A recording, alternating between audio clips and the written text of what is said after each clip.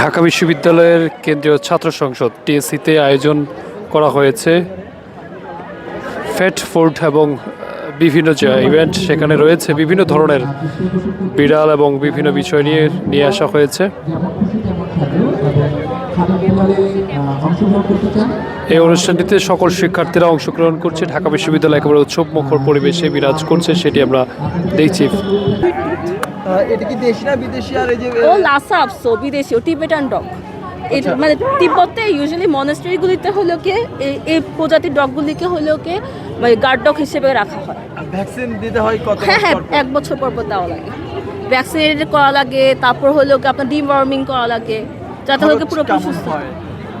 Vaccine তো হয় তো বছরে একবার যখন দিই তখন হলো কি মনে করেন যে 1500 টাকার মধ্যেই হয়ে যায়। প্রাণী প্রেম কিভাবে হলো আপনাদের মধ্যে? প্রাণী প্রেম আমাদের মধ্যে ছোটবেলা থেকেই আছে। আমরা ছোটবেলা থেকে বিভিন্ন জিনিস পেলেছি, মানে আমাদের বিড়ালও ছিল, তারপর আমরা খরগোশ পালছি। দেখছেন অনেকেই এসেছে, তারা বিড়াল নিয়ে, তাদের সেই বিড়ালটিকে নিয়ে অংশগ্রহণ করেছেন আজকের অনুষ্ঠানে।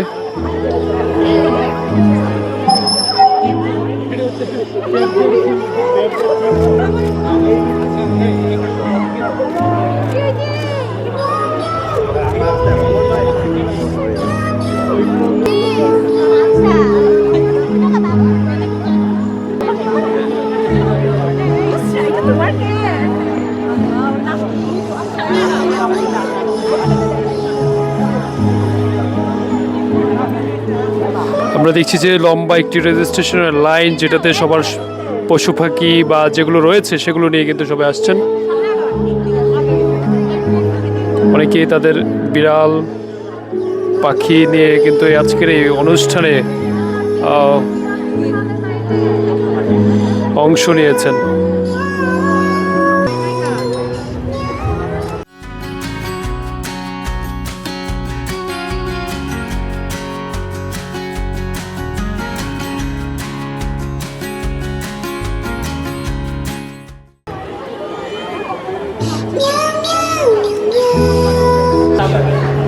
ঢাকা বিশ্ববিদ্যালয়ের ছাত্র শিক্ষক কেন্দ্র টিএসসিতে ফার্স্ট পেট কার্নিভেল এবং সেই অনুষ্ঠানটিতে অংশগ্রহণ নিয়েছে এবং সকল শিক্ষার্থীরা আমরা দেখছি যে যাদের বিভিন্ন পোষা প্রাণী রয়েছে সেগুলো নিয়ে আসছে এবং অনেকেই রেজিস্ট্রেশন করার জন্য তাদের প্রাণীগুলো নিয়ে লম্বা একটি রেজিস্ট্রেশন এবং এখানে খাবারের আয়োজন এবং চিকিৎসা থেকে শুরু করে সকল আয়োজনই কিন্তু রয়েছে আজকের এই ইভেন্টের মাধ্যমে।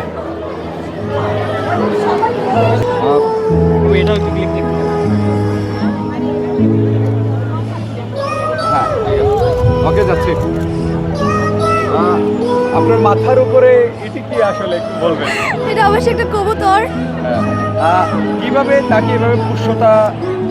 ছোটবেলা থেকে থাকতে থাকতে যেমন মায়ের সাথে শিশু অ্যাটাচড হয়ে যায়, এরকম আমার সাথে অ্যাটাচড হয়ে গেছে।